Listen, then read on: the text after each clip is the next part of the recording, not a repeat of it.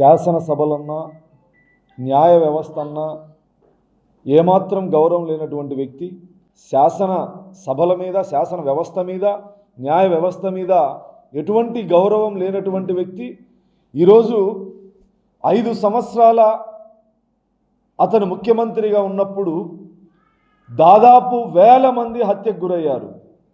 దాదాపు బీసీలు 300 మందికి పైగా హత్యకు గురయ్యారు. ఎస్సీలు 200 మందికి పైగా హత్యకు గురయ్యారు. ఎస్టీలు 59-58 మంది హత్యకు గురయ్యారు. మైనార్టీలు 11 మంది హత్యకు గురయ్యారు.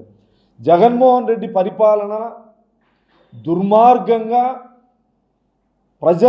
ప్రజల శాంతి భద్రతలు విఘాతం కలిగించే విధంగా సాక్షాత్తు వైఎస్ఆర్ కాంగ్రెస్ పార్టీ శాసనసభ్యులు, శాసన మండలి సభ్యులు, మంత్రులు హత్యల్లో భాగస్వామ్యం అయితే నోరు మెదపనటువంటి వ్యక్తి జగన్మోహన్ రెడ్డి.